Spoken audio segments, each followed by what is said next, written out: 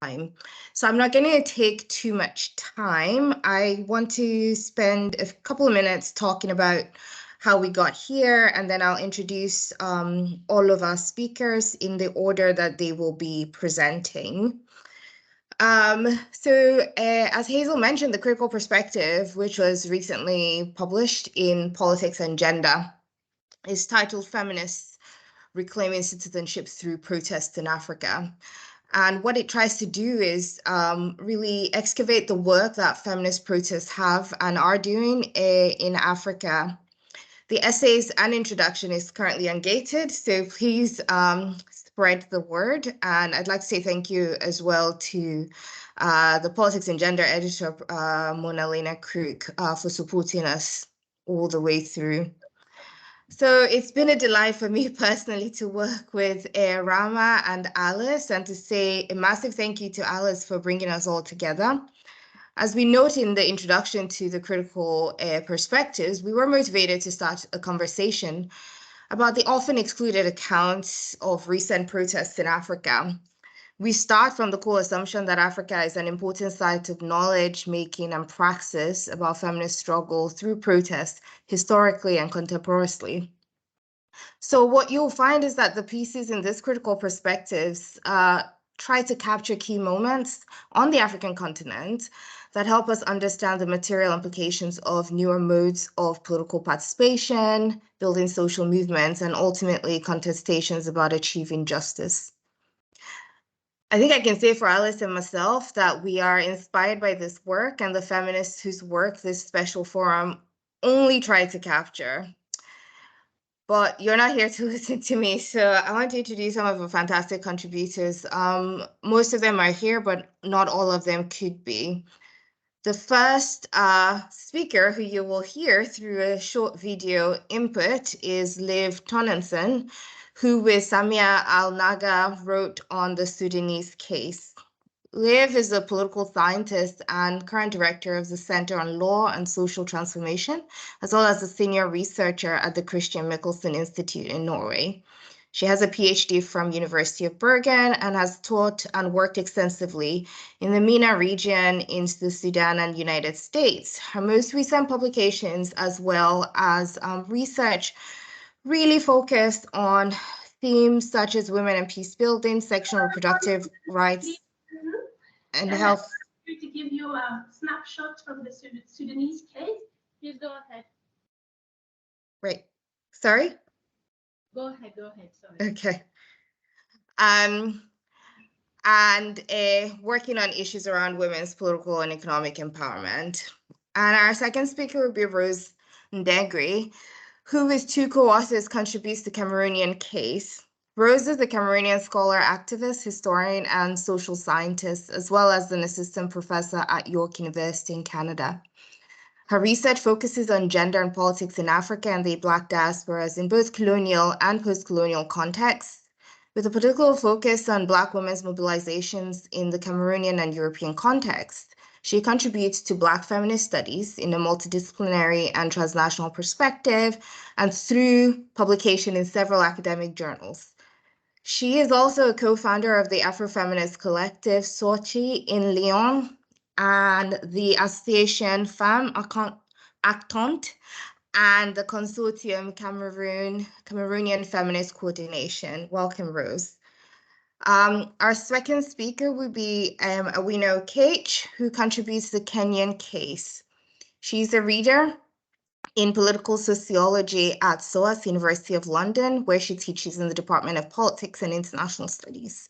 She's also Associate Director, Equity and Accountability, where she provides leadership on the university's racial justice work. As a feminist scholar activist, Awino's teaching and research interests lie in the nexus of gender, sexuality, security, and nation-state making projects as they occur in conflict and post-conflict societies. Her work is grounded in African feminist, queer, and Black internationalist thought as central frameworks for thinking about power and justice via reimagining Pan-African and internationalist strategies for anti-racist, feminist, and queer liberation. Shireen Hassim, who contributes the South African case, is the Canada 150 Research Chair in Gender and African Politics at Carleton University. She's also a visiting professor advisor at Wits University in Johannesburg. She has worked on feminist histories and politics in South Africa and is the author of Women's Organizations and Democracy in South Africa, Contesting Autonomy. She has also recently worked on the lives of Winnie Mandela and Fatima Meer. And finally, our co-editor and contributor, Rama Salah Dieng, who contributes the Senegalese case, is a lecturer in African Studies and International Development at the Center of African Studies at the University of Edinburgh. Her work focuses on African and decolonial feminism, social movements, agrarian change, and capitalism in Senegal and Francophone Africa. She is the editor of Féminismes africains, une histoire décoloniale. She's also the co-editor of Feminist Parenting Perspectives from Africa and Beyond, as well as a recent special issue on agrarian change, food security, migration, and sustainable development in both Senegal and Zimbabwe.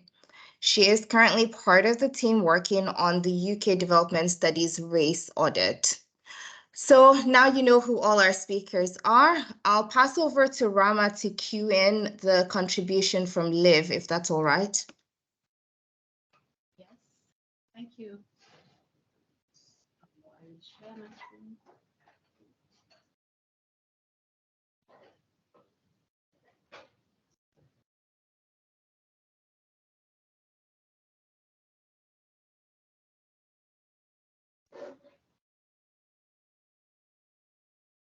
So can you see the video? Can you see the screen? Yes. Hello, everyone. My name is Liv Tonnesen, and I'm here to give you a snapshot from the Sudanese case. But first, I would like to thank the editors for inviting Samia, Nagar, and myself to contribute with an article on Sudan. I'd also like to thank you for organizing this event. I'm very, very sorry I'm not able to attend in person. So women were at the forefront of the popular uprising that overthrew Sudan's dictator Omar al-Bashir in 2019. In the aftermath of the uprising, different forms of feminist mobilization have emerged. And based on interviews we conducted in Sudan in early 2022, we argued that this feminist mobilization was sparked by the backlash facing women during and after what is now popularly known as the December Revolution. There are two things that are important to understand about this backlash, which targeted women's gendered bodies and discursively tried to push women back to the private sphere. One, it occurred before women got the opportunity to claim rights as a social group. And two, backlash emerged not only within the conservative Islamist movement and its military allies, but also within the political and social forces proclaiming to represent the revolution. So the Sudanese case, we claim, challenged the idea that backlash occurs as a response to feminist advances, and that is located solely in specific conservative political ideologies like Islamist Salafi movements or the far right. In Sudan, the backlash occurred before localized expressions of feminist mobilization.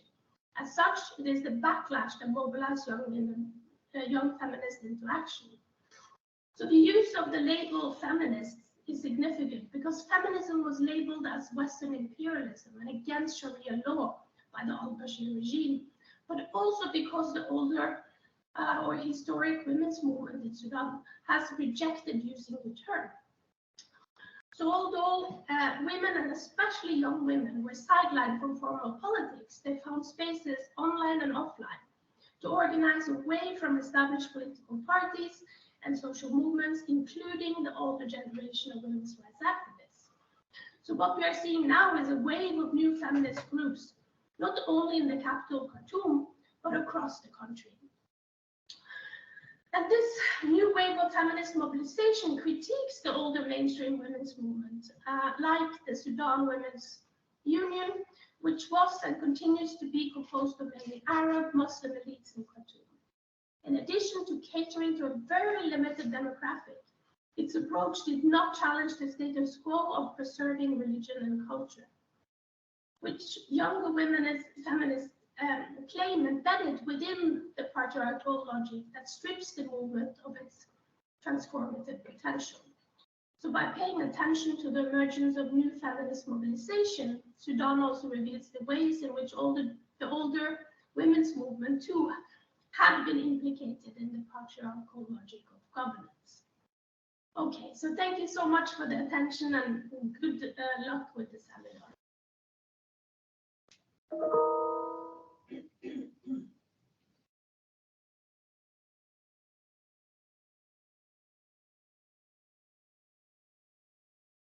Great. Thank you for that, Rama. I think we'll go back to our regular schedule now, and I'll pass on to Rose.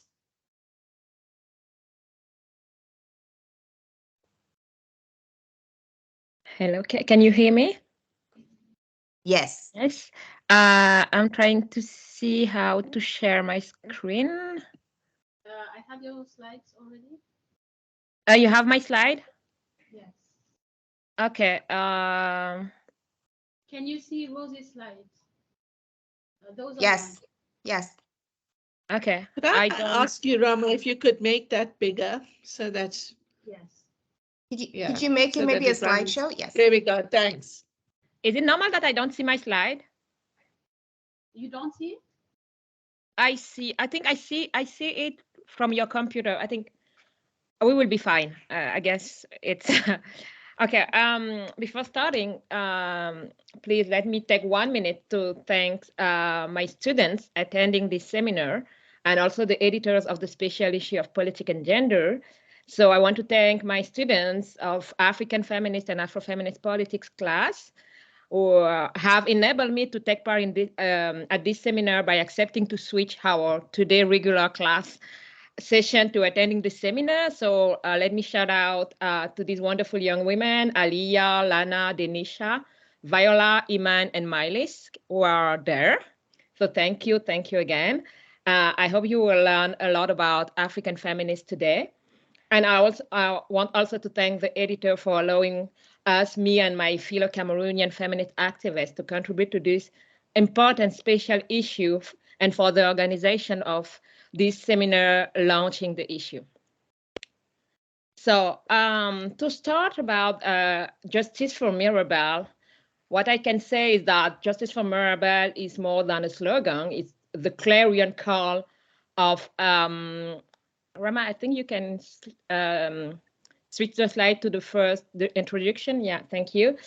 So it's the clarion of a new generation of Cameroonian radical feminists, which have a clear goal, which is challenge authoritarian and patriarchal institutions and their representatives by revitalizing the tradition of intersectional, transnational, and radical Black feminisms.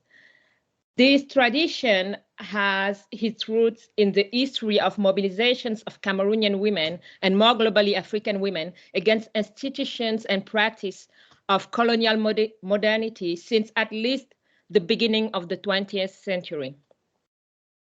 Our paper reflects the desire to promote a decolonial research practices oriented toward the creation of what Awino Okesh here has coined as African feminist epistemic communities.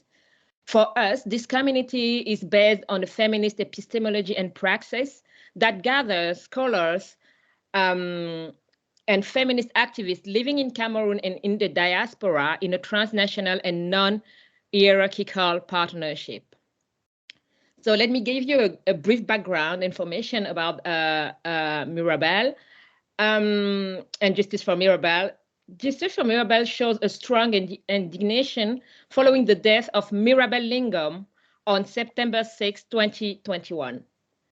This death occurred under cloudless circumstances, and this young working class woman, Mirabel, was another victim of sexual and gender-based violence in Cameroon.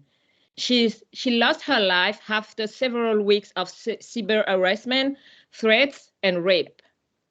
All this in a climate of political rivalry between militants of two opposition parties, PCRN, Parti Camerounais pour la Réconciliation Nationale, and MRC, Mouvement pour la Renaissance du Cameroun. His death also took place when mobilization faced inertia of government authorities, especially those allegedly dedicated to supporting women's rights, such as Ministry for the Promotion of Women and the Family.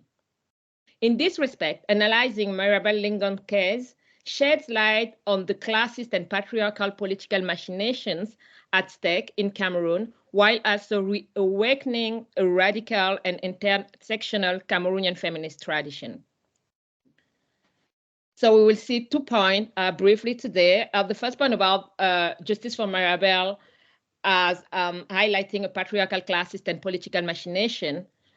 So what we have to know is, like, in June 2021, Mirabel Lingom has been victim of a revenge from her ex-boyfriend, Paul Batum, who is at the core of political tensions between PCRN and MRC activists.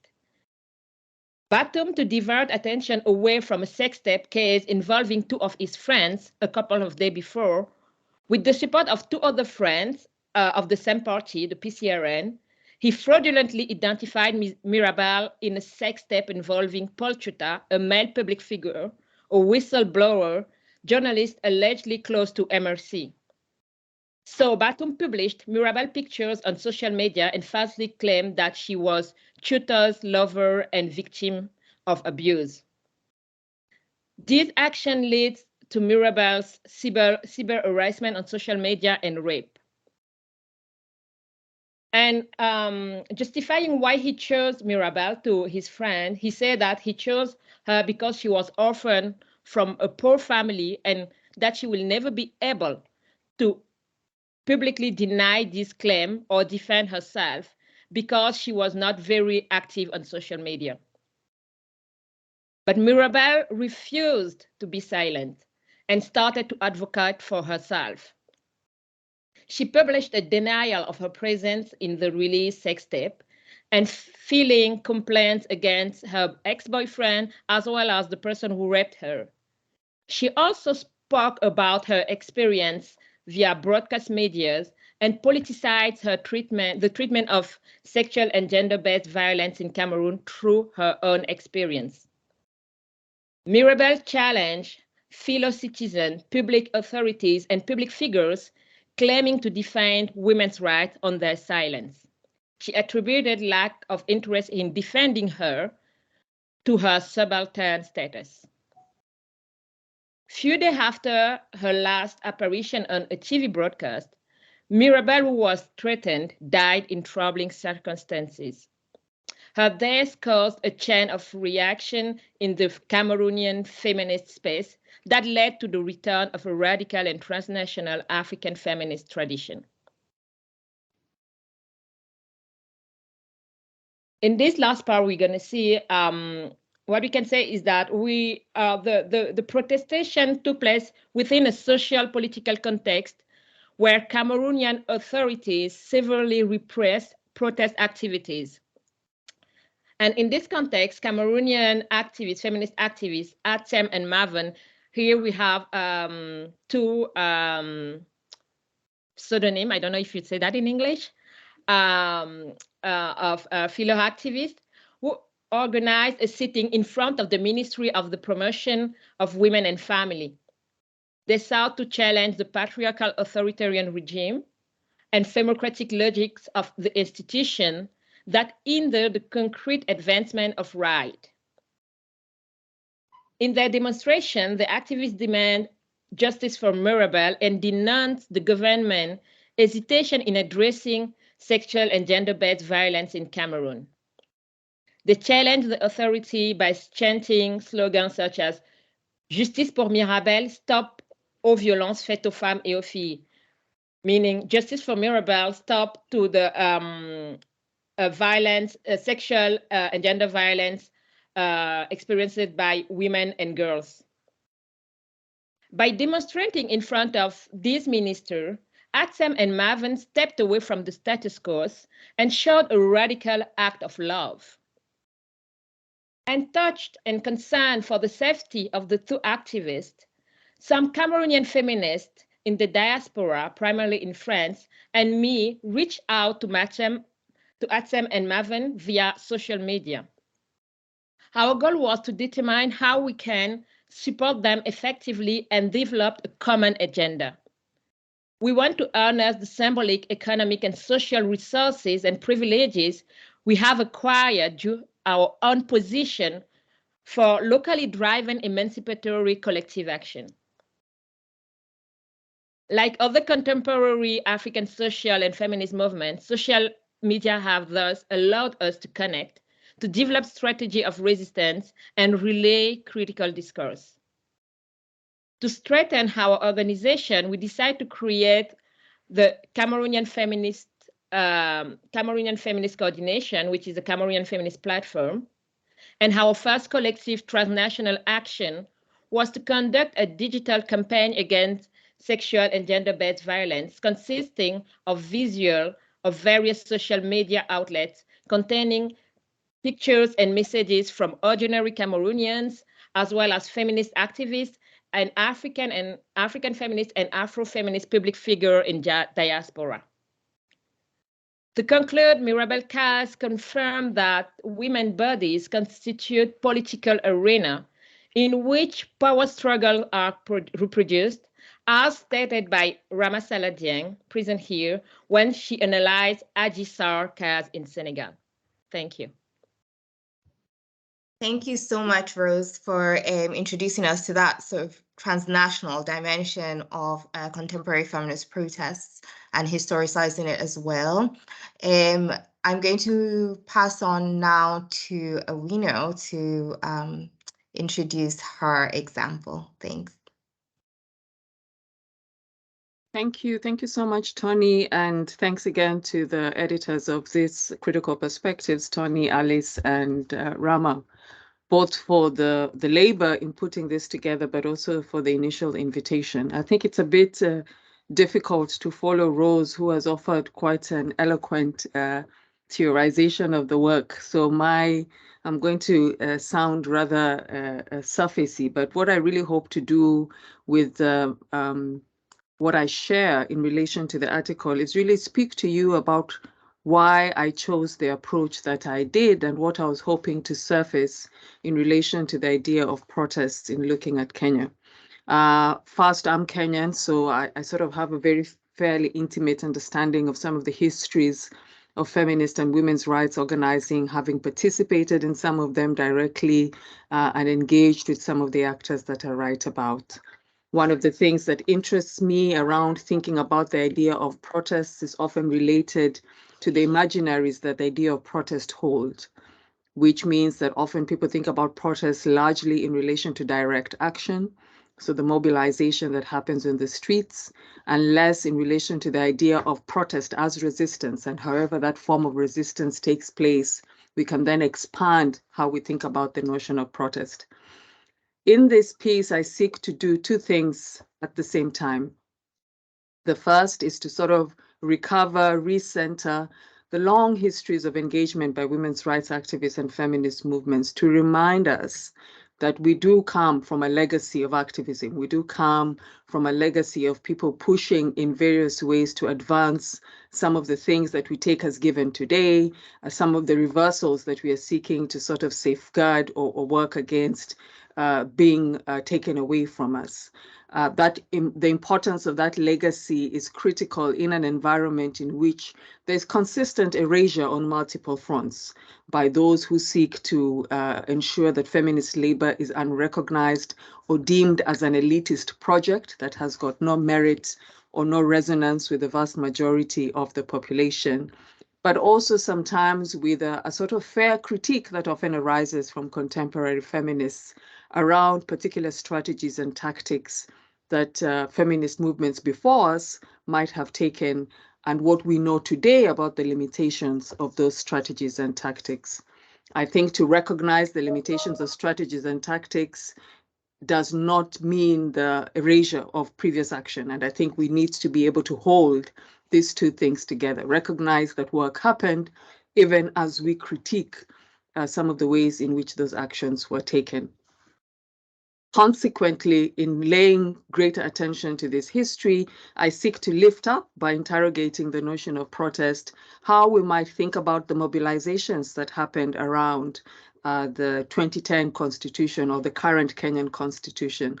How might we think of the grassroots mobilizing and organizing, often happening on the margins of our major cities across Kenya, to think through the constitutional framework as an important document and political moment in the country to negotiate a new social contract. Is that protest? Is that resistance? How might we examine the various forms of actions that occurred over time as a means to unpack notions of protest and resistance by looking at the legal framework, constitution making, as an avenue for thinking through feminist movement building and women's rights action, particularly around some long-standing areas of concern, questions of land and labor, questions around the right to bodily autonomy as framed through ideas of abortion, and the counter movements that emerged in resistance to some of these questions, the Catholic Church, religious actors, amongst others. So the Warembo ni Yes campaign and its roots, its grassroots, its community-based roots is one that I turn to as a sort of entry point to think through constitution making. More recent, what I will call more recent interventions, which have found life through online activism, but have often been accompanied by a lot of offline work by organized civil society organizations, as well as individual feminist activists, is the second and third case study that I focus on. In these two examples, I am attentive to the questions of femicide, misogyny, violence, the body as the first territory that feminists often argue is often under attack. That is the first home, that is the first space from which patriarchy begins to reconstitute, to reassert and reaffirm ideas about gender autonomy, gender identity, and the organization of gendered labor. I think there are a number of lessons that can be drawn from these case studies in the limits of 2,000 words and in what we know to be much longer processes and much longer histories that cannot necessarily be captured in 2,000 words. There is something to be said about using legal frameworks of policy influencing and advocacy as an avenue to think about change and transformation.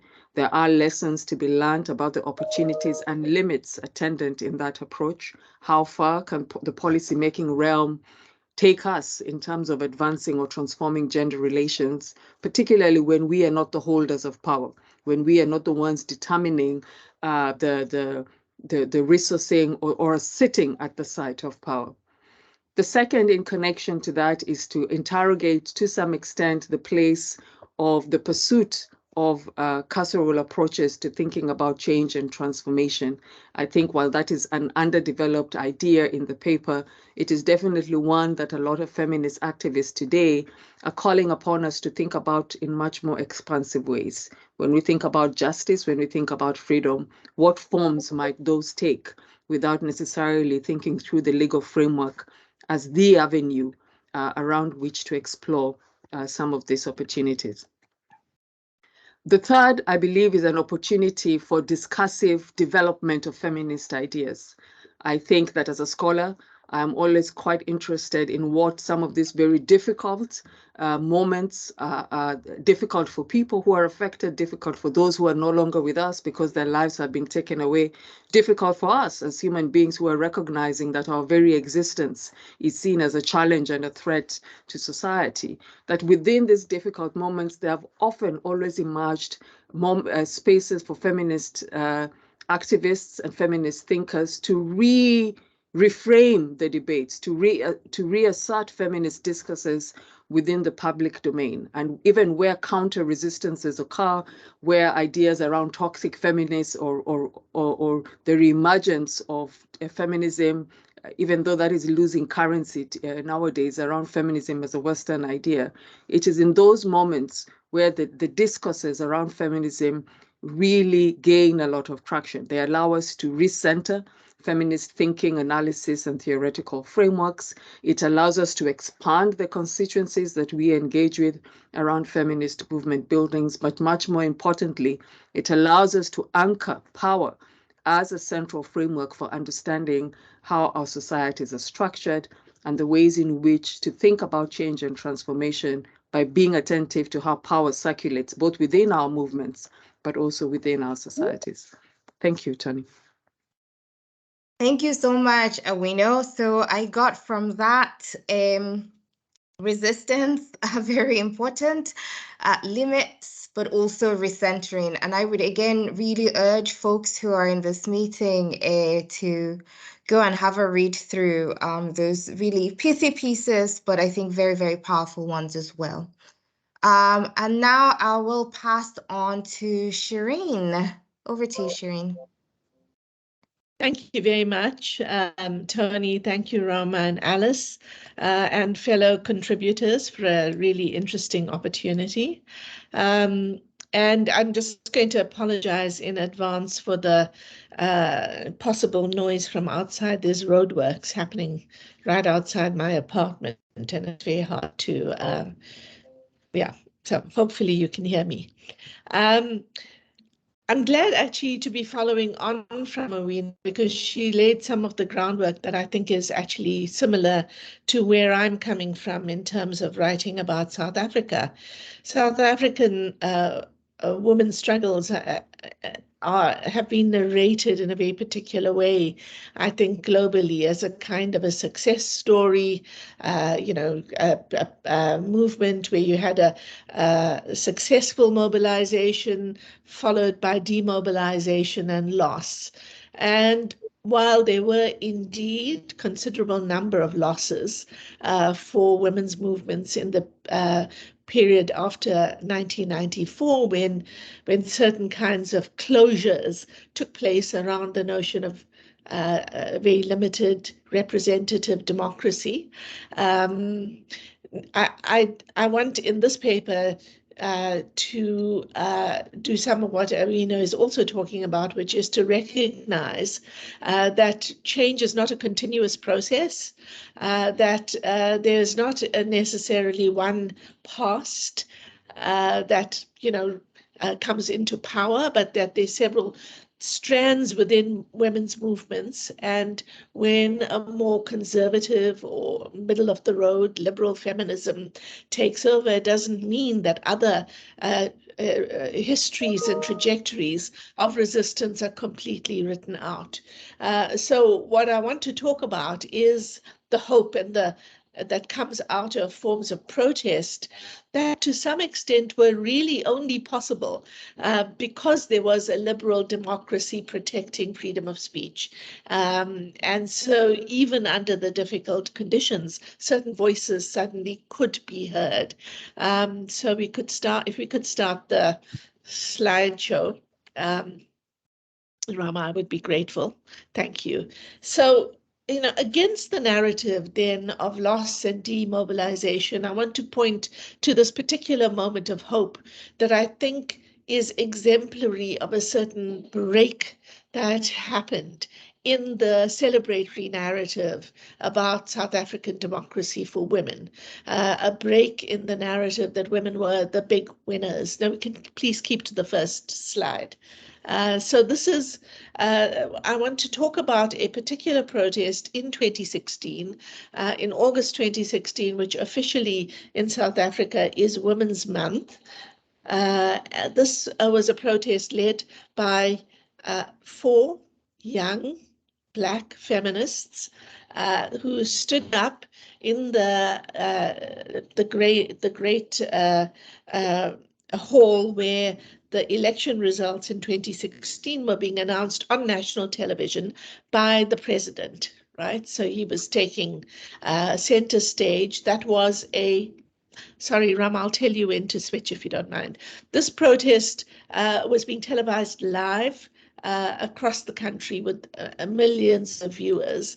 And 4 young women stood up and questioned the celebration of electoral democracy by raising a set of questions that had been pushed aside by the African National Congress. And specifically, they were asking the question of how it was possible that we could celebrate a president who had been accused of rape. So here you see the 4 young women who I won't name for all kinds of reasons. Some of their names are in the public sphere, but they are referring to the rape trial of Jacob Zuma, the fact that there was no justice for Kwesi, nor have the demands of the women's movement called 1 in 9 been met 10 years after that trial. We could change it now. As you'll see, this issue, we could change the slide. Rama, please. This issue had been ongoing since the rape trial. 4 years later, this banner says, Zuma is president, Kwesi is in exile. The women who laid the charge against the president, they laid the charge of rape against the president, was driven out of the country. In part, the supporters of Jacob Zuma were women. They were particularly the ANC Women's League. So this trial was also a moment of piercing the kind of idea that the ANC Women's League was the representative of all women, right? It was a moment in which you had feminists confronting the movement that was supposedly representative of the demands of women, the movement that had historically carried, quote unquote, the demand for social justice. That sort of carapace of representative democracy, the idea of a nation that was had so gloriously created the best constitution in the world, all of that was split apart, both by the rape trial and by the persistent and ongoing efforts by young Black women to keep the issue of sexual violence on the agenda of the country, and to very directly say that gender-based violence ran across our entire society and ran all the way to the top of political rule. This is a really important moment because that issue had been raised for decades by feminists in various spaces of the South African movement, women's movement, but had always been pushed aside because it was considered either oh, that is just Western feminism. That's not, we shouldn't be talking about that. We should be talking about pulling together and unity. We should not be dividing the struggle between women and men. This is not the time to be accusing men of these issues. These are private matters. These are cultural matters. We don't discuss them in public, right? So here you have an event that really breaks that asunder, that moves away, if we could change the slide, please, Rama, from the notion of a kind of a kind of respectable politics represented by women in the ANC, respectability, mothers of the nation, you see embodied in this lovely image. But in fact, these were women who were defending Jacob Zuma in the rape trial. That's where this picture comes from, right? We could take the next picture as well, Rama, if you don't mind.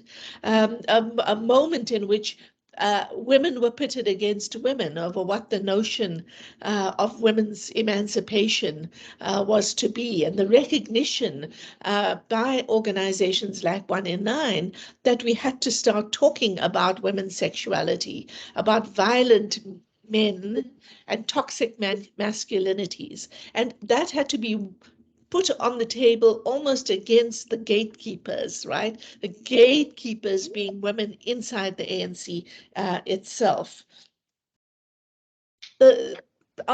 Between this moment of 2016 of the first, this very spectacular, silent but very effective protest in front of the television screens of everybody who thought they were just going to be listening to the election results. They had to, Zuma had to speak over the bodies of women is the point that was being made in that protest. This is picked up in a number of ways in the period after 2015. This is a moment in which young feminists, young queer Black feminists are galvanizing, and they are galvanizing as much against the state as they are against male leaders within leftist movements who are still not prepared to consider issues of sexuality, of bodily autonomy and reproductive rights, and who themselves may be implicated in violence. So if we could look at the next slide, please, Rama. You see these protests being taking place on university campuses. Here is a picture from the University of Cape Town, where the leader of Fees Must Fall is restraining a woman who is wanting to talk about the violence inside the Fees Must Fall movement against women, right, by the men against the women. And you see that she is using a shambok, which she was waving around, not actually attacking anyone, but performatively waving a shambok, a kind of whip, to say enough is enough, instead of allowing that protest to become part of the agenda of Fees Must Fall. What you see is Umani Makwele actually restraining her in a very interesting representation of how silencing and erasure that Alwina was talking about takes place. If we could take the next slide, please. I'm going to go through this very quickly. But what you see in this moment is a taking to the streets of queer Black women with an agenda for inserting sexuality and sexual rights and reproductive rights back onto the national agenda, who are doing it very self-confidently, who are putting trans issues onto the agenda and refusing to be silenced. And I'm going to end with the next slide, the last slide, by saying that that what is articulated on this poster really is an encapsulation of a notion of emancipation that is being carried by that generation that has roots in older generations, but got constantly pushed out because feminism was not considered an appropriate language. So this poster really encapsulates entirely what the intent of those protests is, and their tremendous radical potential, their tremendous potential to imagine a new kind of society completely, right? And it says, dear history, this revolution as women, gays, queer, and trans, remember that. So I'm going to stop there. I've run out of time, but thank you very much indeed. Thank you so much, Shireen, and also for depicting, I think, in the graphics, the sort of visceral reality of feminist protests, and in particular the contributions of queer Black Africans in contemporary African protests.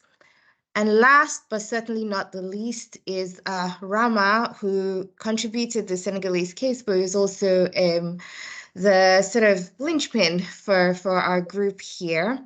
Rama will go ahead and present now, after which Alice will then take over the next segment. Thank you very much. Over to you, Rama. Thank you so much, Tony. Can you hear me? Oh, yes. Thank you. So Tony has to leave in 5 minutes, but I wanted to start by thanking her for being the wonderful chair. She is generous and can you see my slides? Not yet. Okay.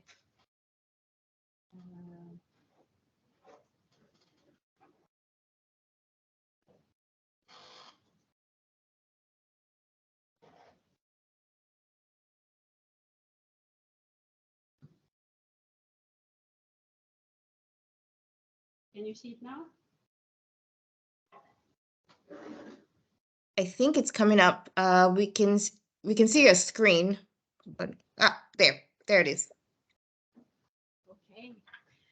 Thank you so much, everyone, for joining us today. I am really pleased to be here with you because this conversation started with all of you online. I see many of the Senegalese feminists, Leiti Farinjai, Tabara Korkanjai, Naide Bosek, and many others who have been part of these struggles. So this picture you see in the background was taken at a protest in 2020 in Senegal after a case of yet another gender-based case, high-profile case of gender-based violence. So this research that I'm presenting was part of research that started on the revolutionary left.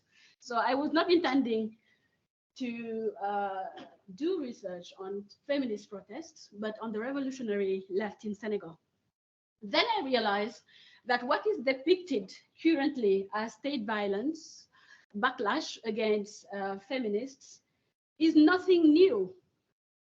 When I was interviewing these activist feminist politicians between 2013 and 2022, I realized that some of the women activists in the revolutionary left also faced state violence.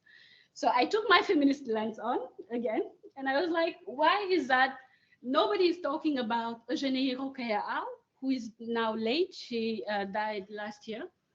She was a journalist, a feminist journalist who is very well known. Why is that nobody is talking about the violence that other activists like Marie-Angélique Savané, one of the founders of Yewu Yewi, the first Senegalese feminist group, faced? And we are talking about Omar Blondin Diop, who died in the prison of President Senghor, Léopold Sédar Senghor, in 1973.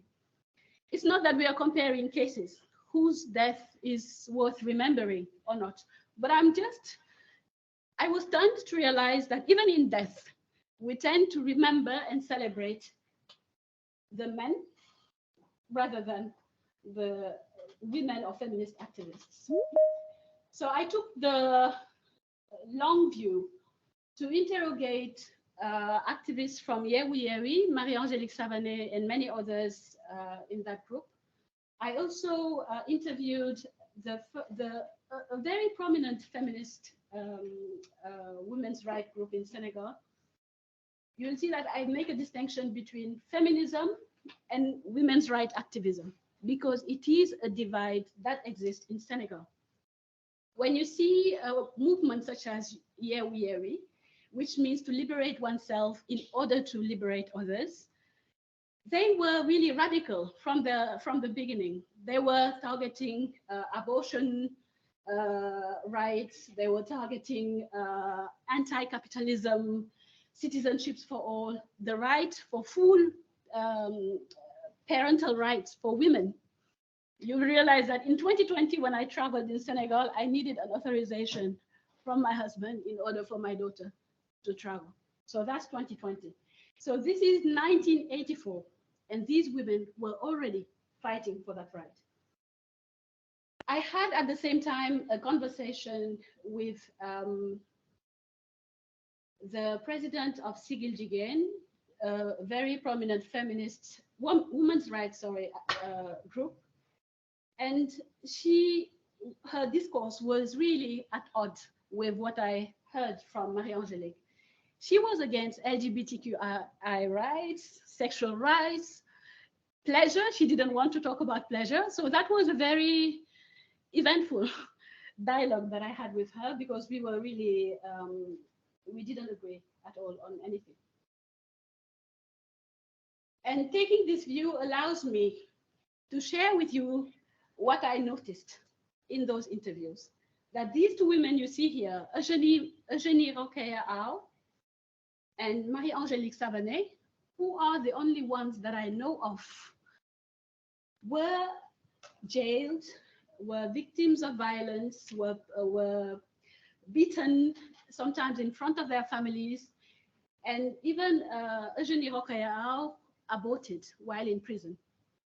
This is Omar Blondin Diop, and this is the most famous prisoner whom we remember of the revolutionary left. While these women, we don't mention them. well, Marie-Angélique is still alive, but Eugenie died last year. And what we remember of her is that she's a great journalist, etc. But we forget to celebrate and also to remember what she has been through.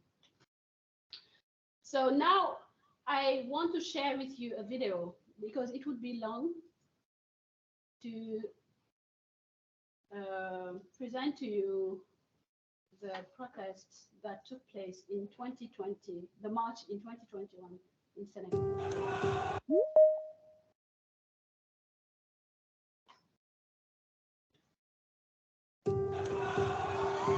The Free Senegal hashtag had been launched on social media following some of the decisions taken by Macky Sall to put to jail Ousmane Sonko.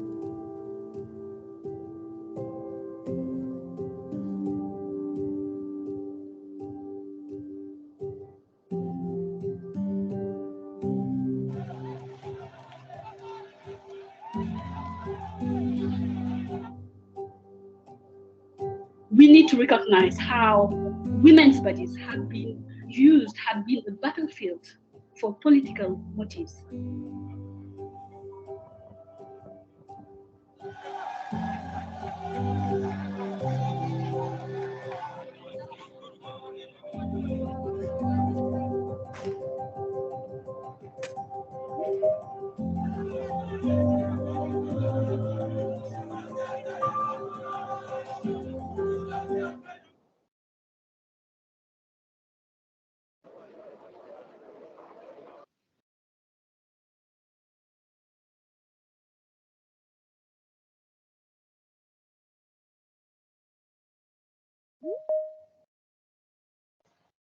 Can you hear me? Yes. Can you hear me? Yes. So, can you hear me without the headphones, because I have the resonance in my ear? Yep, we can hear you. Great. So in my paper, I am choosing to compare the 1970s case of violences with the 2021 violence that Adissa, who is a young masseuse from a very poor background, faced. So in February 2021, more specifically on the 2nd of February, the night of the 2nd to the 3rd of February, we were in the middle of lockdown.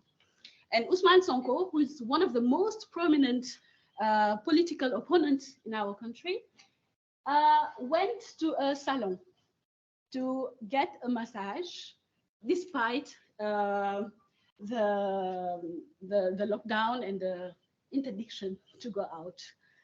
So this woman, 24 years old, Adissa, accused him of rape after that night.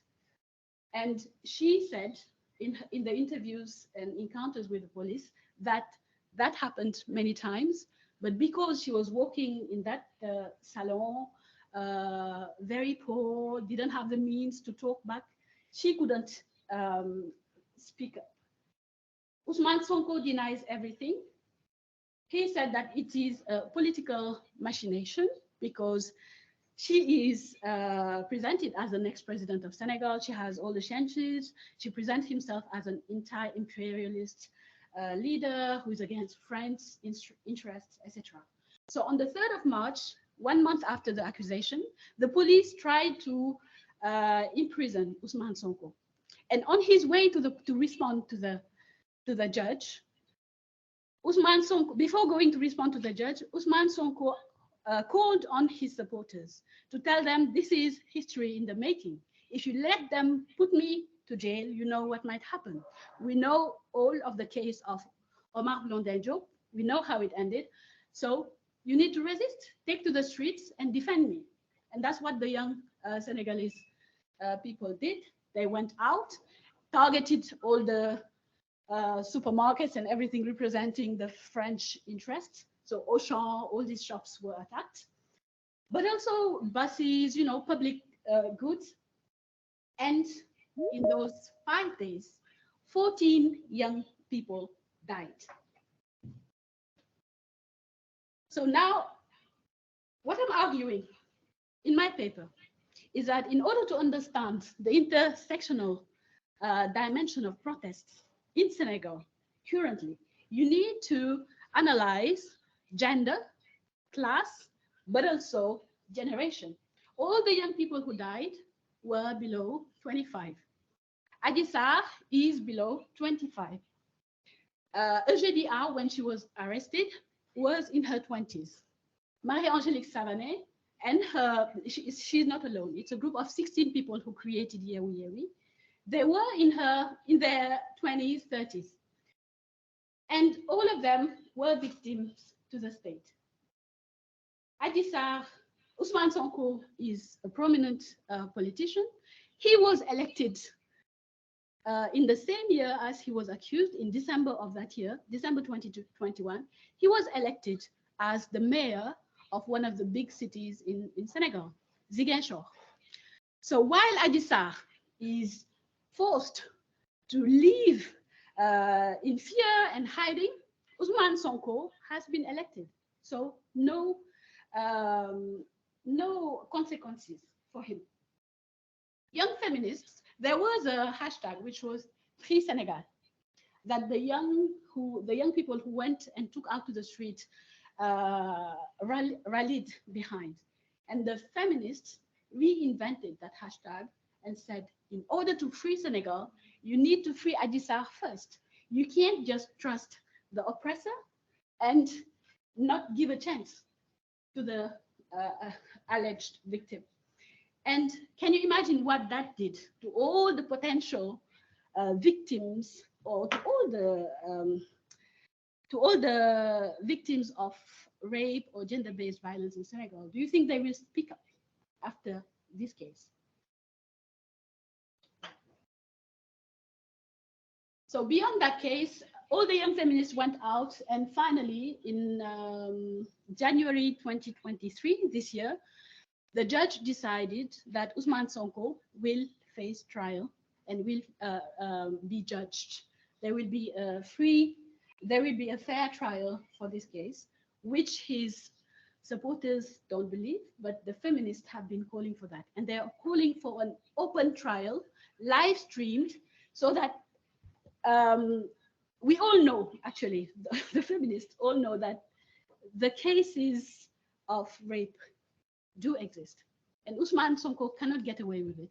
If the trial takes place behind closed door, the public will not have the opportunity to know what happens, what are the facts. So we are calling for a free, open trial that everyone can attend, and that is live streamed. And after this case, the case of Adji Sarr and Ousmane Sonko, we had another case, which is the case Justice for Louise.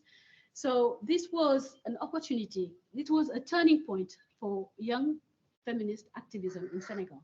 The case Ousmane Sonko Adji Sarr allowed many of the young feminists to dare and to also embrace, to go back to radical feminist activism. If you see all the messages in these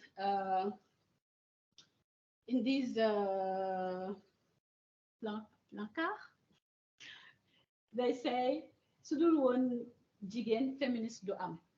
So you need to respect women in order to respect feminists. Feminicides, who's next? We won't be silenced. We are killed in front of everyone in daylight.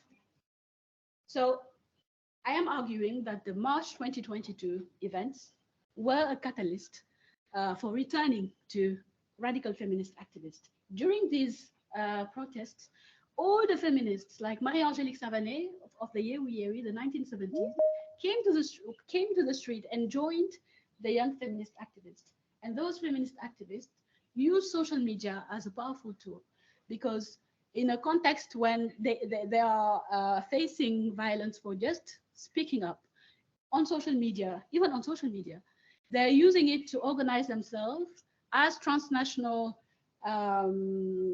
solidarity allows them to carry their messages even further beyond borders, but also with the shrinking of civil spaces, they were able also to organize with at a very low cost.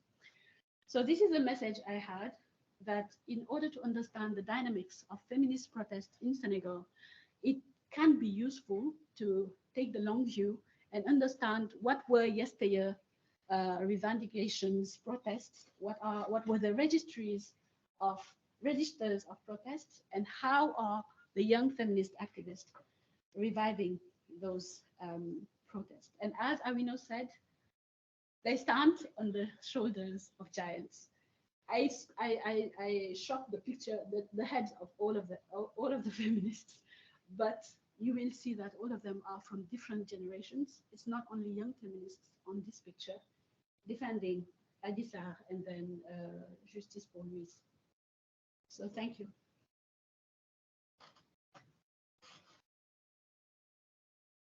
Alice, I think Tony has left us. Yes, and yeah, thank you so much, Rama. And I think now we can turn over to questions. We've got a really terrific audience, and then there are people physically in the room. So I was wondering if there were questions from the physical space where you are, Rama. Yes. Some questions. And then for those of you who are online, you should be able to put questions in the chat. We have one question here, Alice. Okay. Do you start or? Okay. Well, thank you so much. I find this topic, thank you for organizing this topic. I find like fundamental for Africa. But how to engage all those millions that are completely convinced that the feminist discourse, it comes from the Western colonialism, and what I saw, at least in Ghana, is that even the young population of women, especially when they go to the church or are engaged with Christian churches or with the Muslims, are completely convinced that all this structure of patriarchalism is correct. So you feel like a naturalization in the majority of women of the current situation, which is obviously, and it's like hiding the sun with your hands when you go to the street and see the oppression, see the how they get less money for the jobs they perform, etc. So how to engage this population? This would be a question for all of you. I don't know who. Thank you. That is a good question. Would anyone like to take it first? I think multiple people should address it.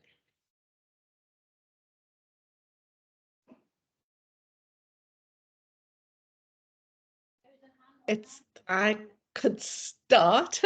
Alice, do you want me to start? Please do. Yeah. I mean, that's a really, really good question, and it is a long and difficult one. And I think it's especially difficult in a context where we are seeing in many countries, not just in Africa, but across the world, a rising mobilization of conservative populist movements that are mobilizing around a particular notion of culture as centering on the patriarchal family, right? So it's not just in Africa. Anti-gender mobilizations taking place in Eastern Europe, for example, are manifesting that the same kind of rhetoric of feminism as something that is not indigenous to their country. So I think this is a persistent problem, and that is because, in a way, as feminists, we have to understand and accept that we are asking for reconfigurations of power, and the holders of power do not give up that power easily. The real difficulties for me come, as we've seen in many of the case studies, in this special section of politics and gender when it is within people who are ostensibly on the left, right, as Rama put it, as among the people who claim to be radical leftists, that this push away from feminism is articulated, and I think we should begin to challenge that as well. And we have perhaps in many contexts in Africa been a bit more wary about challenging that. But so as Rama's papers in Africa as a country start to do, there's a real pushback against that.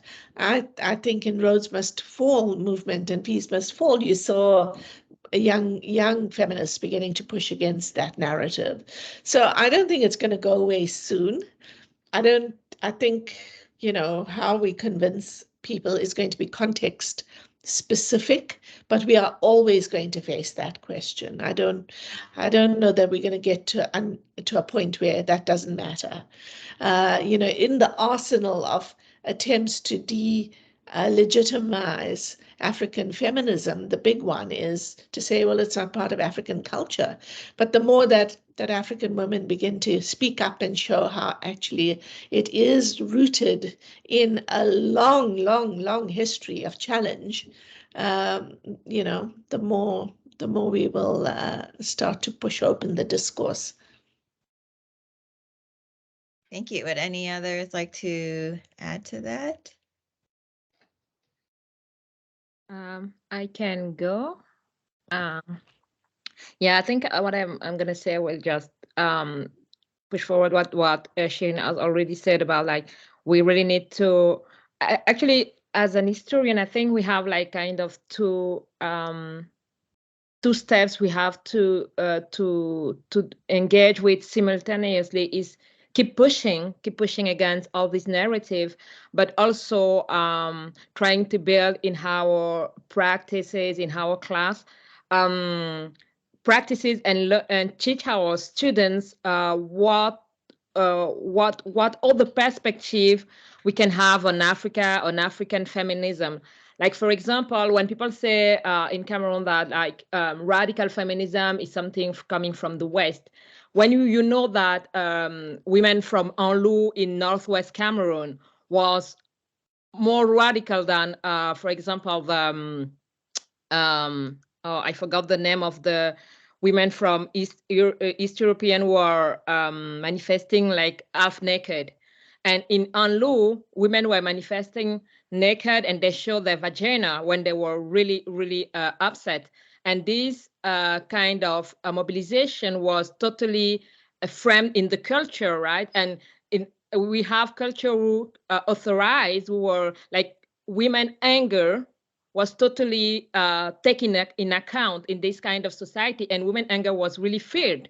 So I think we have to, at one hand, keep teaching this to the students so that they know that it's totally legit to be angry and it's totally legit to protest in kind of even physically or violently, symbolically violent way, and at the same time keep pushing in more contemporaneous context about like against authoritarianism, because I think the patriarchy is also linked to the capitalism and the way the state is built. And we know that most of the post-colonial state are still the legacy of colonial modernity with authoritarianism. So I think we need to get involved in politics too. So, thank you. Let's see. There might be questions from the room where the seminar room where Rama is, but I see that Laura Martin has her hand up. Laura, do you have a question? I think Rama just was going to add one comment to the first question. Oh, great. Oh, does anyone want to ask a question after me in the room? Oh, okay. Okay. So I was just going to add that this morning I was giving a lecture on gender and feminism in Africa. And the question you asked and what Rose and Shireen has said, just to add a little bit to that. I think we have Stella Nyanzi and Mona El Tahawi, for instance, who are advocating for radical rudeness. For them, the means we have been using, the pacific means we have been using so far have not been working. So we need to be radically rude in speaking back to power, in protesting. And I think there are many other works that also argue the same. I think recently Naminata Jabate has written Naked Agency, not that some of the ideas she also uses are about that. But you'll be surprised that even in Senegal, in Casamance, where Ousmane Sonko is from, when women want to protest and when they are really upset, they also show their nakedness. So I think it's something that exists all over Africa, a way to really, because in Senegal, when you show your naked body, it means it's a bad omen. So especially if an old woman does that, it means they're really upset. So that was just a quick comment. I will know, do you want to add something to that? No, okay. So we have Laura in the room as well, Alice. Online, Laura Martin. Oh, yes, Laura. Oh, thank you so much. I just really enjoyed the talk. It's very, very good as a CAS alum to be back in a CAS seminar. It's been a while. So I just really wanted to ask about the kind of thread of violence throughout both the kind of resistance movements as well as responses to, and I think Rama was starting to engage with this a little bit. And so it's, violence is itself a role or a mobilizing force or reaction to particular events. But what about violence in the role and perpetuation of resistance as well? So I was just wondering if you could draw out the thread of violence a bit more in relation to both how it becomes part of the protest in response to violence against women. Thank you very much.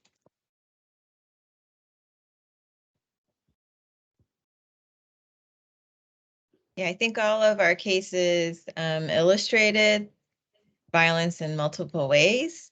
Against protesters, against women. Would anyone like to address this? And we know. Thanks. I think we can draw from, long feminist analysis about the role of violence as serving a regulatory function. Violence designed to regulate behavior, to discipline gender, to discipline populations in very specific ways. So that's one element of it, that when violence shows up in spaces, it is designed to regulate. We know exactly what it's designed to do. And we have defined across our society, or patriarchy has designed across our societies, the forms of violence that we consider acceptable and those which are not acceptable and therefore require elevated responses from a policy perspective, and the distinctions that are made between actions by men against women as being isolated rather than systemic, which therefore warrant state responses. But I guess we can also equally draw on feminist analysis and scholarship that allows us to end violence as a continuum, and that this violence that both feminists are resisting in relation to how it's disciplining gender, but also how it's used as a regulatory function, is one that we have the language for, we have the tools for. It forms part of the body of knowledge that feminists have developed. So it's therefore unsurprising to me that when feminists engage or resist, violence will become the mechanism around which actors will mobilize to both discipline people back into the binaries that they see as useful for them, that even within the left or the radical progressive movements, it is those forms of violence that will show up as a disciplinary mechanism. Now that for me is an area that we need to think through with other movements, particularly if we are trying to visualize and build imaginaries or futures that are expansive in our understanding of freedom and justice. How is it that within progressive movements, we are still reluctant to both engage with the feminist theories? So it's not just about women's bodies, it's also about the analytical tools that still continue to occupy a very peripheral space within the movements themselves, the intellectual spaces as well.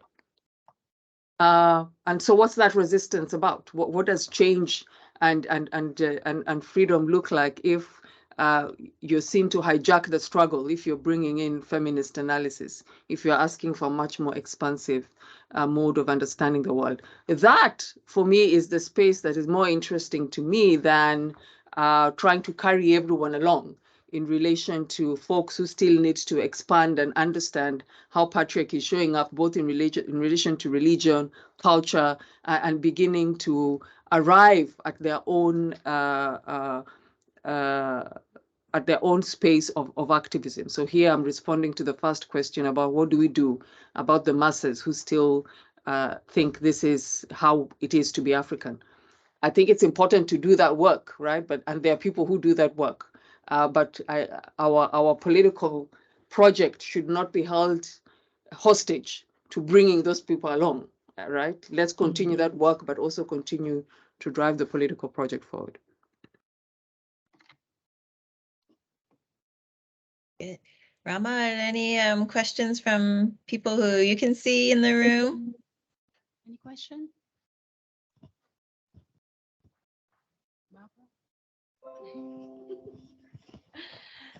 Thank you so much. Such an inspiring moment, and actually I have many questions, but I just would like to ask about, it seems that social media are coming out from every presentation in some way and is playing a role in creating new form of and strategies perhaps. Can you reflect on that, please? Yeah, good question on social media, new strategies emerging. Rose, would you like to start the response to that? I think for me, we have we can think that social media can help us bring new strategy, but as far as I'm concerned, as far as I'm doing my research, I think this transnational gathering, like social media kind of facilitate the transnational gathering now, but it has started long before social media, because in my work, feminist nationalists, Cameroonian feminist nationalists were linked to women from the east part of Europe, from the East Bloc, and they were sending letters. They were these women financed their presence to some grid meetings, international meeting, to make them understandable. They also built links in a Pan-African way with women from Rassemblement Démocratique Africain. So I think that social media kind of facilitate and fasten the connection, but the connection, this is why we with Atem and Maven, we thought about reactivating transnational feminism than building transnational feminism, is to acknowledge that this radicalism it's a legacy, and we are just doing it with our contemporaneous tool. So, and it's also, what is also interesting about the social media is the way feminists can use it to counter the other use of social media, which is toxic, about harassment and disciplining, as Awino was talking together. So we kind of use the contemporaneous tool to strengthen this radical feminist agenda for emancipation. Thank you. Rama? Yes, Alice, if I may, I just wanted to shout out to Maggie Dwyer, my colleague who's in the room, and who wrote a book on social media and politics with Tom Moloney.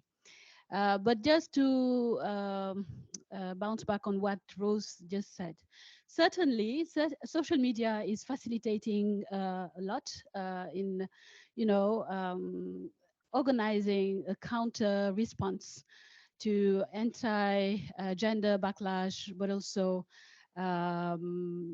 many forms of censorship and erasure, etc. But as you said, and that's the work I did on AWA, the magazine that existed really before independence, just before independence in Senegal in 1957. And it was published 1960. It was published until 1973. Just to say that this magazine existed, women were organizing transnationally, and you have also the work of Dr. Annette Joseph Gabriel, who's also showing how women activists, cultural producers have been engaging transnationally in Africa and the diaspora long before. So social media is certainly helping, but even Eugenie Rokhaya Aw, whom I mentioned, and many other women were also having their own journal, like their magazines were producing pamphlets. So Yewi Yewi had its journal, which was called FIPU.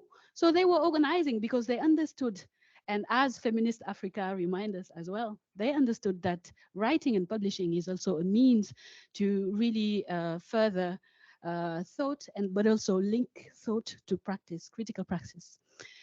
Anyone else wanting to react, ask a question in the room? And there's a question online, Alice. Yes, Calavera has a question. Yes, thank you all for your wonderful presentations. I am Calavera from Kenya. So my question is around the class element within these protests, alongside the narrative that feminism is un-African, is often the narrative that feminism is something owned by women of a certain privileged class, of a certain formal education level, etc. However, in some of the protests analysis that I've had shared here today, it's seen that it's often maybe working class women or women who are not highly privileged who are taking on these protests, at least from what I have heard. So my question is, are we still seeing some sort of class stratification within modern day feminist protests? Are they domiciled within one class of folks, one class of feminists, or are we seeing more across the class organizing and across the class protesting? And if it is happening, what strategies are being used to entrench this sort of organizing across class strata? And if it's not happening, is this a point of reflection for us as a feminist movement? Is there something that we can do to make sure that women in all their diversities, feminists in all their diversities, including across class barriers, are able to rally around these issues? Thank you. That's a great set of questions. Would anyone like to take this one first? I think all of you do mention class in your essays. Shireen, go ahead. Shireen. Yeah, it's a great question. I would say in the South African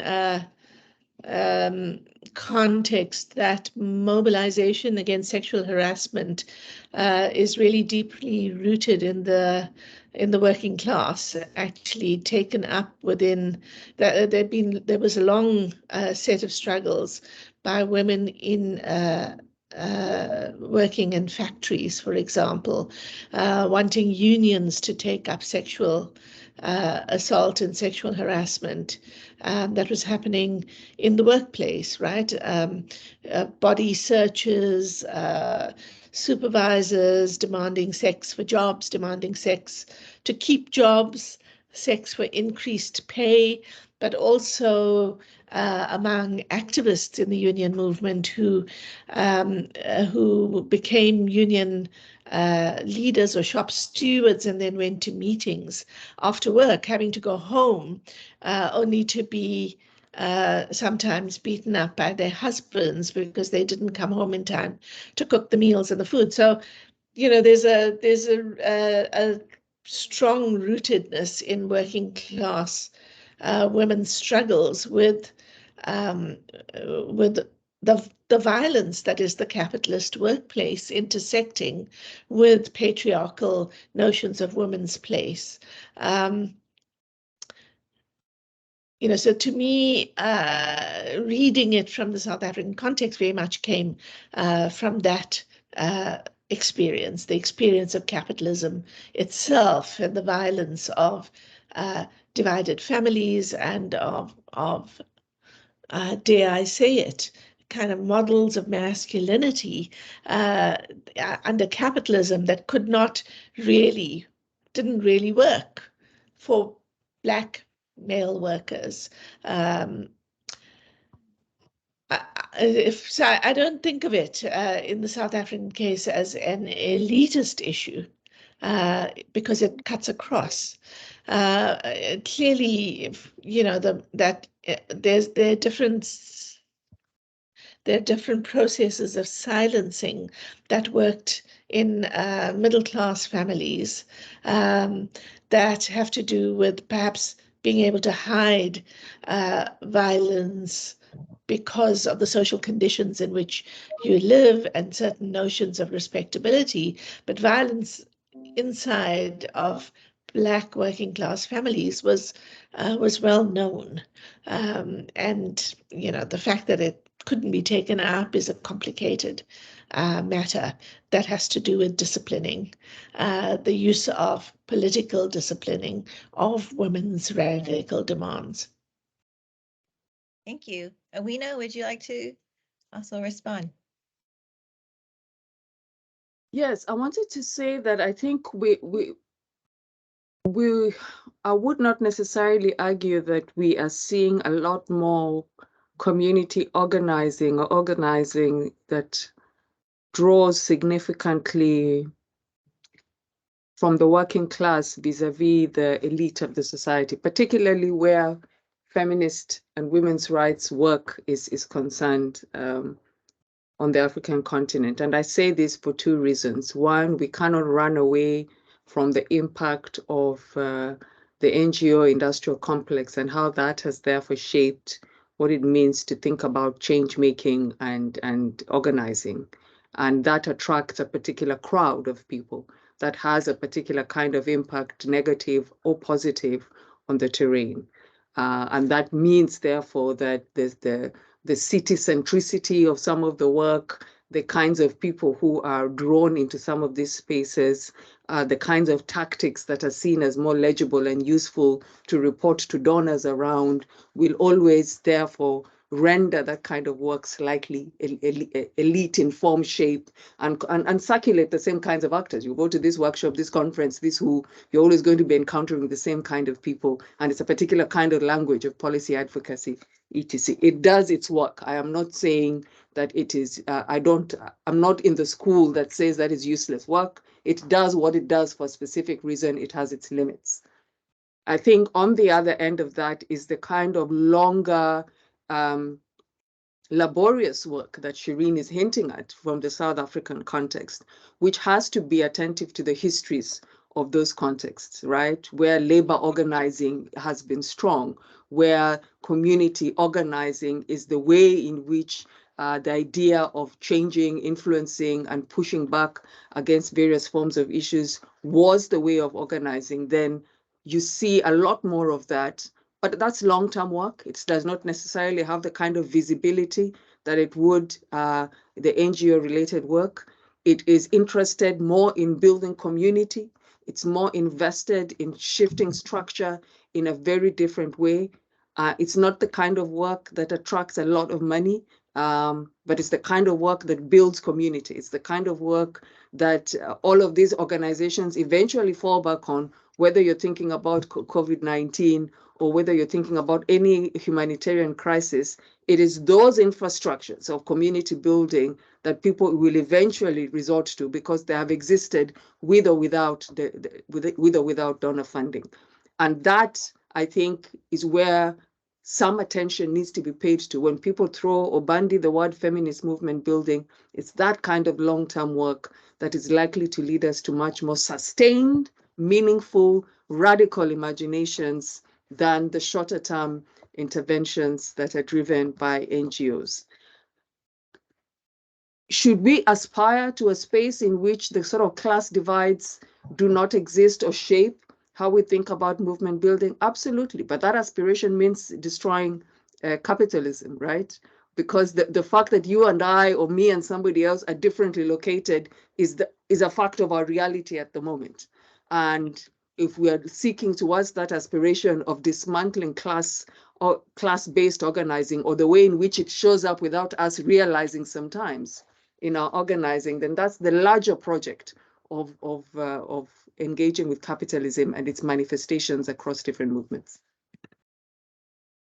Thank you so much, Amina. We have a question from Dr. Korkasal. Hello, thank you so much. And thank you for these amazing presentations. We've learned a lot. Yeah, I just wanted to, first of all, really focus on the fact that protest, I think, has been, very, very needed and fruitful in getting, forward to really fighting against so many types of violence. But what I've noticed is that it seems like protests happen more when we had a case, like an incident happens, something happens. So it's kind of it's sometimes like a response to an unfortunate event that happened.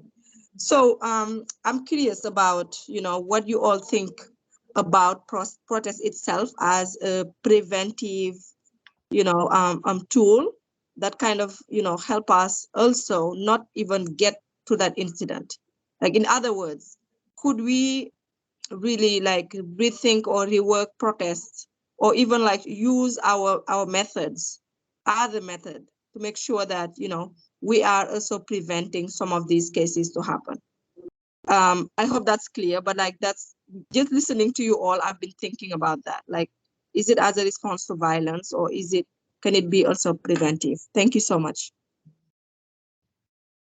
Thank you. And I might point to you first, because you alluded to expanding our notion of what we consider protest. So would you like to respond?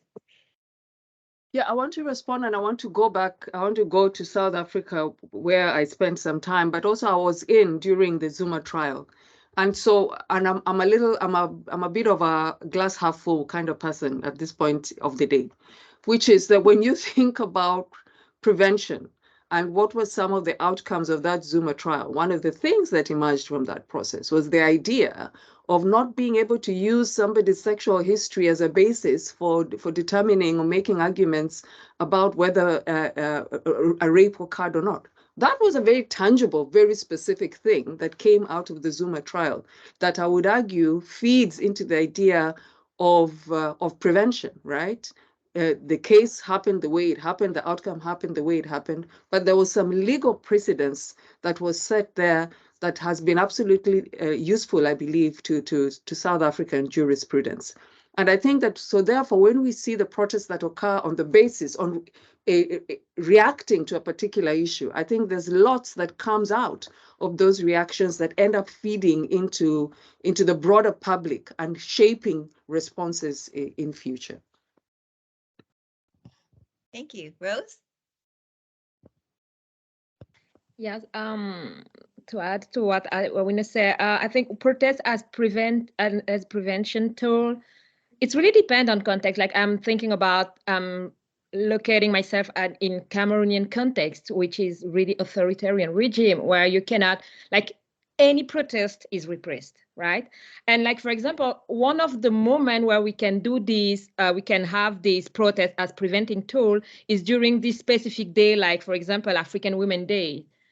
But in Cameroon, for example, last year, when we were trying to organize the African Women Days, we have some difficulty to get some authorization to just make a march, right?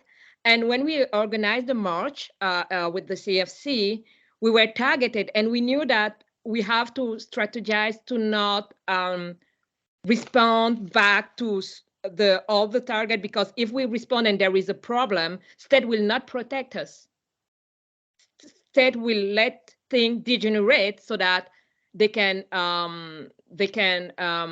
accuse of troubling public space and things like that. So you can, I think at some point you can think about protest as prevention tool if you are in a space, in a context where you can even protest, right? In Cameroon, where you cannot protest, I mean, at some point when something happens, you have at least, I don't know how to say that, but at least you have something to say, okay, I want to protest to that. And even that, it's difficult. So I think depending context, it's really, really difficult to implement it. I don't know if it makes sense. It does. Thank you. Rama, would you like to add? Or, Yes, I just wanted to Shireen, you want to go ahead? No, after you. Yes, it was just a quick comment.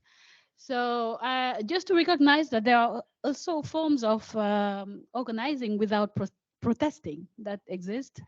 As in Senegal, I was trying to show that not traditional, I don't like the term traditional, but I mean the women's organizations who reject who argue for pragmatic feminism, for instance.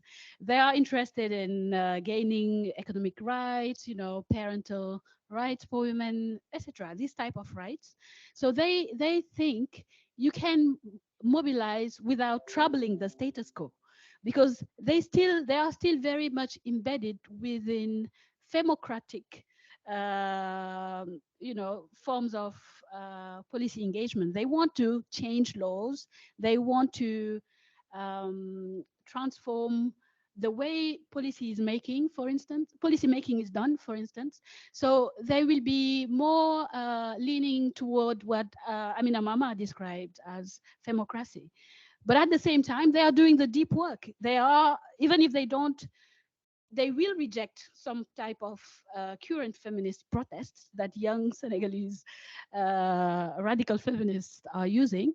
They are also doing some deep long-term work in terms of changing policies, voting laws. There is a very interesting interview that Côte de Bop had in Feminist Africa with Charmaine Pereira that I will direct those interested to. So I think protest, in my opinion, protest is inevitable. Dreaming of a world without protest would mean that feminism maybe would have no reason to exist.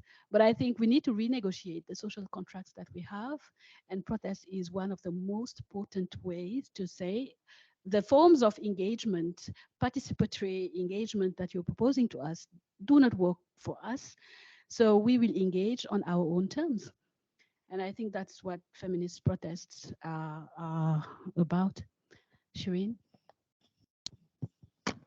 Yeah, I mean, I agree that there isn't I think we mustn't fall into thinking there's a big difference between the people who are engaging at the policy level and protests. It's not one or the other. These two can be mutually constitutive, even if they're not actually, always, they're not the same, obviously, but protests are a tactic that movements use when there's, in order to leverage policy change sometimes, right? So protests also do have a set of demands. They're not, protests are not just a kind of pointless, mindless articulation of rage. They may have those elements of rage within them, but there's always something purposive in protest, and protest can be a really useful tool for the people who are allies, who are inside policy bureaucracies or inside parliament, if they so choose to use it as a solidarity tool, right? So the MPs can say, look at our constituents outside who are demanding, protesting. It can create a sense of urgency for legislative and policy change. So I don't think there's a kind of firewall between these two, and I think those MPs or bureaucrats who want to say that protest is not the way to go are trying to accrue a certain kind of power to themselves. Strategic use of protest is important both for those feminists who are inside parliament and in the state, who are genuinely concerned about bureaucracy, as it is important for the movements outside who have to strategically think, when do we shift tactics? When do we stop knocking on doors and start bashing against the door, right? That's a strategic move. And the repertoire of protest, it seems to me, has to be understood as being quite capacious. It's not only the spectacular. There are, and kind of what I wanted to do with that paper about those young women, which was that, in a way, that example of 4 young women was a silent, non-violent protest. It was understood to be a violent disruption. They were violently removed at the end of the, once it was off camera, they were removed. But they achieved so much through that protest. So protest doesn't have to be what Tenji Ramswani did with the Shambok, There are all kinds of ways, and you have to think, which one are you going to mobilize when? That's the art of politics.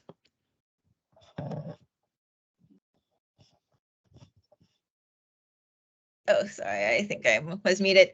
Thank you. We have a question from Mshai. Yes, thank you very much. I hope you can hear me. And thank you for such all fascinating presentations that I think worked very well together.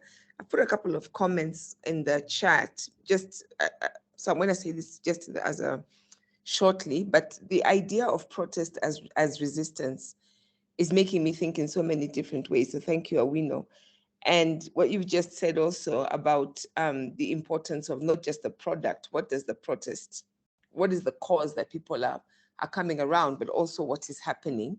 So that is one strand I'm thinking about. And the other strand is the 2 spaces, the virtual space and the physical space, because your presentations, most of you are looking at what happens in both spaces. So one of the things I'm thinking, and I really like that thought, that thinking about what does protest do apart from, getting action, which I think is a really important thing. But if I think of myself and many others, that space of protest is where many people grow in their feminism. Sometimes you don't even want to think you're a feminist until something really challenges you and you say, I need to be part of this protest. So the other thing I'm thinking about is how this space of protest becomes a space of learning, a space of growth, a space of just, being challenged and catalyzed into growing in so many different ways. So I wonder if any of you would like to comment on what happens, just as we think, I'm thinking about your statement that we need to keep learning, we need to keep reflecting, and what works, what doesn't. Is there a difference with when protest is organized primarily in a physical space? So Rama, that picture where you said, you've got all these, it's an intergenerational protest, and we couldn't tell who they were, but I'm assuming that just the physical gathering with women from different ages, with feminists who are starting out and others who've been there for a long time, something is happening there. So that even if the cause that you've gathered for doesn't, you don't get what you came for, and I think a number of your protests, we don't know if they will succeed, but something useful is happening. What would that look like in the virtual space? I guess I'm thinking about what are the pros and cons if somebody is thinking in terms of long-term, the long-term process value in terms of working in the different spaces. I'm still thinking it through because it was just the way your work all came wonderfully together that has prompted me in this thought. But thank you. I've already downloaded the papers and I can't wait to go through all of them. Rama, do we have time to stay beyond the 2 minutes that are left? Or I just want to make sure we weren't cut off. Yes, I guess, but some of our guests will leave. I can stay here the whole night, but yeah, some of the participants will have to leave.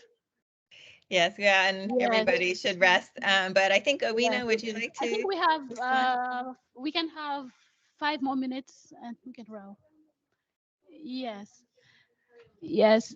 In the room, they want to give you a round of applause. So I don't know if you hear it. Thanks. Yes.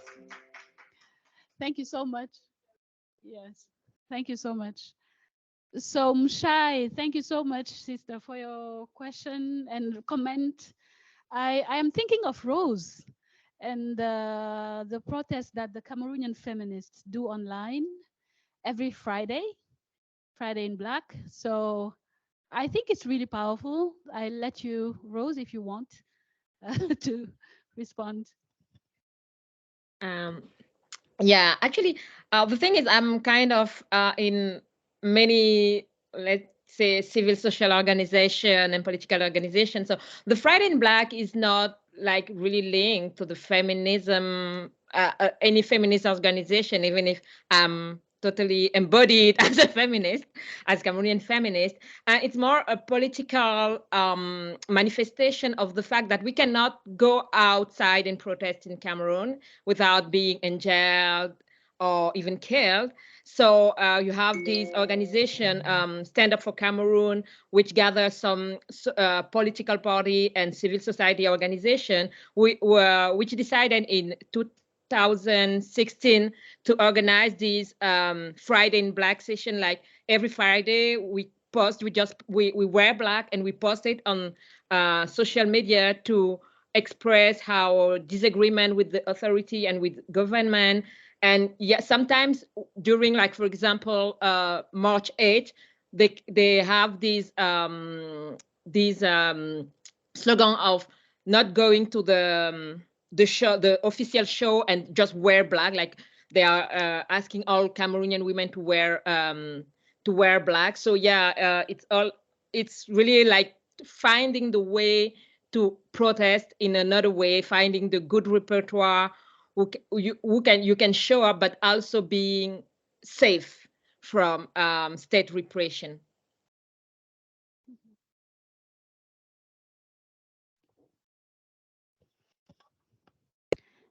Thank you. And if I can add, while maybe Shireen and Awino jump in, for me, it has always been powerful to just gather, even standing in silence with other feminist sisters. There is something that happens. Just standing there, new solidarities are created or strengthened, and even being together in those struggles, I think it's but also in celebrating if we do manage to get what we were advocating for, I think is powerful. And what Shireen was saying as well about the protest as just creating a space, and I totally agree. Marie-Angélique Savanet, when I interviewed her, she was mentioning the protests that they had when the family code was being revised in Senegal. They weren't invited, so they were at home. They saw this debate being televised, and they all decided to just join them and stand in front of the TV, and that's how they really gathered attention. And she said, the comment of the director of the national television was, so these activists, they believe in what they say, and that's how they started to be taken seriously. So I think just their showing up and standing there did something powerful in shifting the lines. And yeah, it was just a small comment. Shai, I don't know if this is a legacy hand or if you still have a question. No, thank you for those two examples. I'm just really thinking through with you of what would the equivalent of over the long term, mentoring, teaching, gathering online to the physical, but I think you've just given some great examples to think through. Thank you. Thank you. Well, I want to respect people's time, and it's late for many of you, and I think an important part of protest is resting and finding rejuvenation and seeing your friends and family. So I'll let Rama say maybe a final words, but I just want to thank you all for being here. I think I'll let each one of you, if you have any final word to say. For me, I'm just so delighted and pleased to be in this space with you all. Thank you. And yeah, I'm really so glad that we managed to put these critical perspectives out and share it with the world. Thank you so much. So if you want to say a final word, please feel free.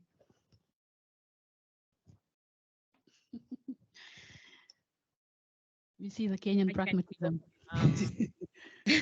Well, I just want to say, as Amma said, I'm really delighted to share this space with you, and I really want to thank you again to allow me and my fellow activist colleague to share this thought with all of you and with the world. And I'm looking forward to have this gathering in person because, you know, I don't lose my mind. We need to meet in person and have this discussion with foods and drink and music. Food, yes. Okay, thank you again. And I want to thank my students again who have been there all during all the presentation. And I think we will have a wonderful session next week and discussing about the input they have here. Thank you. Ditto. Thank you very much. It's a great conversation, and I hope one day we can all meet in person. But thank you, and thank for the great questions as well. Chair. So if you allow me, I want you please to join me in thanking our wonderful chair, Alice, who was really thoughtful and really a great chair. Thank you so much. And all of you online and in the room, thank you so much for joining us for this seminar. It was a pleasure. Don't hesitate to read, download. The paper is ungated until end of April. So yeah, thank you so much and wishing you a great evening. Thank you. Bye. Thank you. Bye.